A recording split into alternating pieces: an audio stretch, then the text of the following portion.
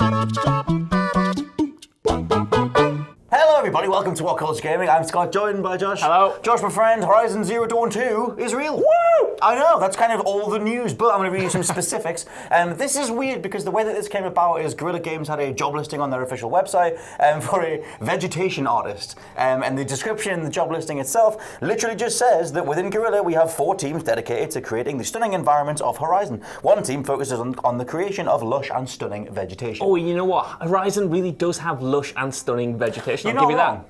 Well, I mean, that's the thing with this, though, is that they're just kind of out there being like, hey, by the way, we have 4 teams working on Horizon. It's like, that came out in 2016. You know what? I feel like it's because it's more or less an open secret at this point that Guerrilla must be working on Horizon Zero Dawn 2. A few months ago, maybe even a year ago at this point, there was a voice artist who worked with the studio who said, you know, wait till you see Horizon 2, that's going to blow your mind off.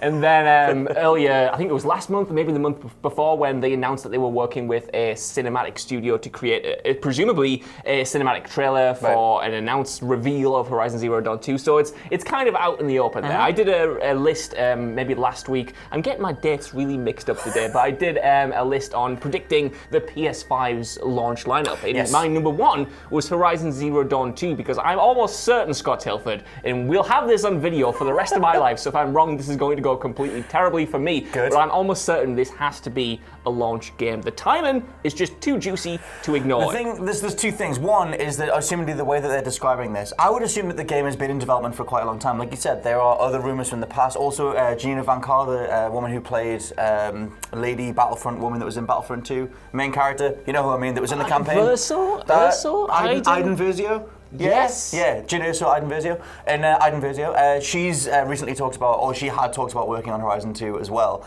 So yeah, there's always been little tidbits out there, but they've never really said anything official. And as much as this is coming from an official source, I guess it's still not an official statement. But it was always going to be the case. Like Horizon Zero Dawn sold like 10 million copies or whatever. Like, I'm not even pulling that number out of thin air. It was literally 10 million copies. So it makes sense that they would always do something else. The other thing though that's weird is that Killzone 5 is ostensibly on the cards as well. In as much as Guerrilla have hired, it was 2 people from Rainbow Six Siege. It was the multiplayer, overall campaign, overall multiplayer lead designer, and one of their other sort of key team members or whatever. And it was like, well, why are you pilfering people from one of the most successful FPSs of the generation? Hey, if you're not going to keep doing more Killzone. So I guess as an open question, what do you think they should lead with? Because I don't want more Killzone. I really don't know, because obviously like you said, Horizon Zero Dawn sold so many copies, and in my estimation, it is the most vital new franchise of the entire generation. Like people bloody love that thing. It was a huge step up for Guerrilla. For me, I enjoyed Killzone, but it wasn't ever on the level of sort of, a Naughty Dog game or anything like that. But now I do genuinely think Guerrilla is up there with the very best in the industry, making, great open world RPGs that, the competition at the moment doesn't have to that level. So for me, I would like to see Horizon Zero Dawn 2 as a PS5 launch title coming first, because I feel like that would just be a great showcase for the hardware. As far as we know now, obviously Sony haven't announced their launch lineup, plans, but we know that Death Stranding is coming out, a couple of days after we're recording this. Did you get the review copy for that? I didn't get that. No, me neither. Didn't get that. It's in the post, probably. Is it though? Because it's been weeks now, Sony. Anyway, it's coming out. You don't need to wait any longer. We've been waiting 4 years. That's not even the point. The game's about delivery and they can't bring it. Stop. Not today. Okay. The Last of Us Part 2 is out next year, and of course Ghost of Tsushima is going to come out for the PlayStation 4. So at the moment, the PlayStation 5 doesn't have a dedicated sort of, big game. And for me, Horizon Zero Dawn 2 would just be a stunning way to get people to purchase PlayStation 5s, because I don't know about you, but the desire for a new console, at least in my eyes, was more sort of heightened and more ravenous, in 2013 when the PS4 was going to launch. I don't know if that same desire is there now. I know a lot of people are content with their consoles that we have at the moment. I'm someone who absolutely craves a next-gen console, but I don't feel like the same need for it is there. So I do think Sony needs a killer. You need a killer app, and Zero Dawn 2 would be. My thing with Horizon is always that, like, if you look at Guerrilla's history, obviously they've been tied to Killzone for the longest time. I think the first Killzone was 2004, maybe 2003. But like for the longest time, they've been attached to this like grey and brown smudgy shooter that was initially sort of announced as the Halo killer. And I've liked Killzone. I think they were like fine 7 out of 10 games. I never thought they were what Sony needed them to be in terms of being this prolific first-person shooter. I just never thought that they ever really got there. And it's a fine world. It's like, I mean, name one character from Killzone. Ian Killzone. Yeah, Jimmy Zone. Like, I mean, it's bad. So it's like that's the whole thing. I think that they have always tried to make Killzone more than it was, and I think that they crippled it initially by saying it was the Halo killer. Killzone 2 had all that CG footage at the E3 where they just lied to everybody. Killzone 3 had some great multiplayer components and stuff, and then Shadowfall was very much just like, okay, we kind of revamped it, it's way more colorful and whatever. But as a studio as talented as Guerrilla, as soon as you saw Horizon, it was like, okay, this feels like them literally getting out of like prison and doing something new and colorful and vibrant and original. And I adore Horizon. And I don't mean to like pap on Killzone that much, but there's such a distinct difference between the two.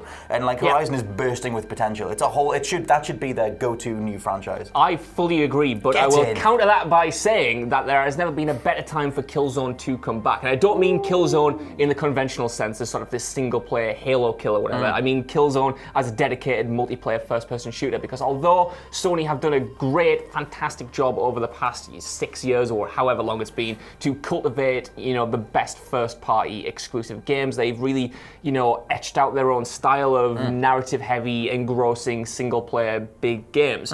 But by doing that, they've left an entire market open for multiplayer shooters and multiplayer components. Even The Last of Us Part 2 at the time of recording doesn't have an announced multiplayer mode like the original game did. So I feel like going into the next generation, while they have those staples locked down, they do need to diversify into other markets. And if they had a properly good, there doesn't even need to be a a single player in my book. For me, it could be multiplayer only, taking the siege route, and you update it. If you have a really good, really tight multiplayer shooter, that is something that Sony doesn't currently have. It is something new. It's something they can fight the competition with. I just think it's a smart move, and Killzone is already established, so that could just, take a sidestep and enter that space. If they did, I mean, it's weird because Killzone isn't regarded as anything close to a tactical shooter, but the actual feel of weaponry in those games is one of the only standout highlights in terms of, there's a lot of like gun variation, there's a lot of like I said, like sort of weight and momentum to the way that you play those games. I think if you separated that out and you take the influence from something like Rainbow Six Siege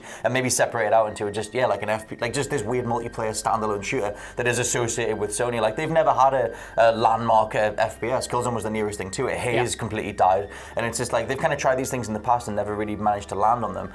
Like I said, I just think what Horizon brings to the table is fundamentally more, but at the same time, like it would be a continuation of that Sony formula that it's just across the board, like God of War, Days Gone, Uncharted, even Spider-Man. Like there's a lot of stuff where it's like over-shoulder third-person stuff. You got your slow bits, you've got your exploration bits. Like it's there is like a Sony formula emerging. Kind of thing. That's it, and I mean that is good. It's resulted in some of the greatest games of the generation, arguably of all time. But at some point, that's going to have to, develop and change. If they just keep releasing that style of game, eventually people are going to sort of catch on and become a bit potentially not bored by it, but certainly numb to it in a way. And for me, Killzone is a kind of, if you do it like that, it's an easy win, and it's a great way to sort of revitalize a franchise, because that's what Sony is so good at doing. We've seen God of War transform from this, big, abrasive sort of behemoth that arguably could have had a rage emoticon that arguably could have had a short shelf life that was sort of reinvigorated into this gigantic narrative-heavy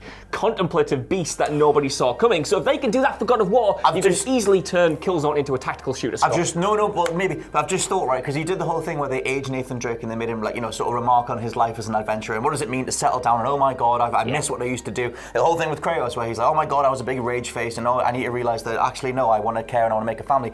They bring back that dude that killed the Hellgas leader in Killzone 2, the guy that completely killed the story. What the hell's that guy called? Like Rovio or something? Can't remember this. I forget his name, but you'll know if you play Killzone 2. There was a dude in that game who absolutely sucked, and by the time you got to the leader, the general dude at the end of the story, and it was like, oh, we're finally gonna have this big fight, and I think you're gonna take him hostage or something at one point, and this dude just walks in and shoots him. And every single human on Earth at that time went, what the hell are you doing, Rovio? You've built up to this big moment, and it's meant to be a big thing in the story, and they wasted it. So what do you want to do with him? Bring him back. He's an old man, and he's thinking back on the fact that his decision completely killed Helgen and made the Hellgast even worse, and he has to live with it. That's how you bring that Sony pathos to Killzone. Awesome idea. One which I don't want at all. You don't want that at all, Scott. Why? Because we've already got so many great story-driven Sony games. Give me something different. Give me a multiplayer-only game. No, you can't. I mean, that's what we do now, Josh. We're in charge of Sony now, and we're having a civil war here between what we want out of Killzone. I don't know what's good. Rovio. Right? Yeah. Whatever. I mean, if they do, the thing is, the biggest thing that Sony needs is a differentiation or a variety of genres, because they've absolutely nailed the third-person, like I said, combat-heavy action game, but they don't have anything else. They don't have any massive RPGs, and especially with Microsoft acquiring Obsidian, Obsidian, they're going to come out the gates with another Outer Worlds follow-up that assumedly would be some sort of big, titanically important RPG, and Sony doesn't have anything to counter that. So I would be more up for that, but I think if they're going to bring Killzone back, it's going to need something else. Yeah, maybe. There's certainly, that would be, I like the idea of having these old franchises, like you said, return and be more contemplative and more sort of just bigger than what they used to be, more detailed, have more depth. So part of me wants to see that happen to Killzone. I think I'm where you were for God of War a few years ago, because I remember you saying to me, like, do we really need a more detailed Kratos? You didn't believe. And that's understandable so, because it's quite a hard sell. And I was like, no, Scott, it can happen. And now the tables have turned where I don't want Killzone to come back and be this contemplative thing. I just want a really tight, really accessible, really interesting multiplayer shooter, whereas there is a world and a lore and a mythology and characters there to explore if Sony wanted to. But for my money, they've had 4 attempts at doing that, and they haven't nailed it yet, so don't give me any more of that stuff. No, I would happily go with Horizon, but you guys let us know what you think down in the comments below. If you were going to pick between the two, do you want a Horizon sequel or more Killzone, and what would you do with those potential sequels? For now, though, I've been Scott from WhatCulture.com. I've been Josh from WhatCulture.com. I'll catch you next time. Bye. Good.